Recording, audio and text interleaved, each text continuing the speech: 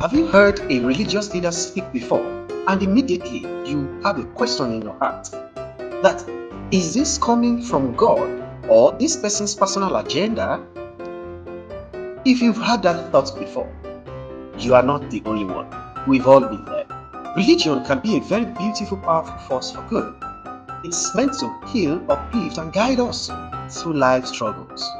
But when religious leaders cross the line, blending their own desire with divine will, it can do more harm than good. We trust our leaders to guide us, to be a reflection of love, compassion, and spiritual wisdom. But sometimes, power can cloud their judgment.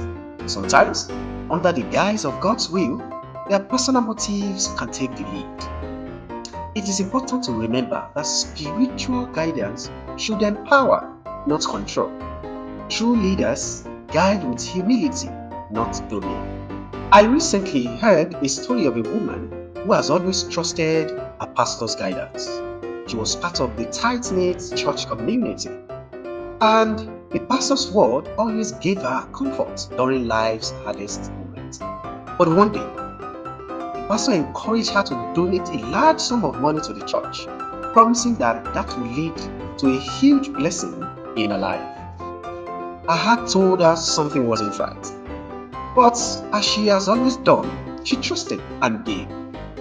Later, she began to struggle financially, and her spirit felt very shallow. Was that really God's message, or was it pastor's? These were questions rolling in her heart. She found herself questioning everything she thought she knew.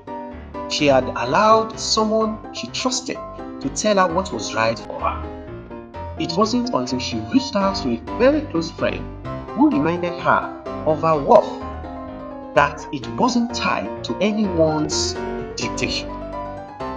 She started to heal, and later she realized that other members in the church were also manipulated that way. Hmm. Religious leaders have profound impact in our lives. They are still human, isn't it? They can make mistakes, and sometimes they can even use their power in a way that hurts others. Just because someone speaks with authority doesn't mean their words are always aligned with truth, love, and care. We must learn to trust God ourselves. We must learn to hear our own hearts speak to us. We also need to hold our leaders accountable whenever they overstep. True spiritual leaders don't control,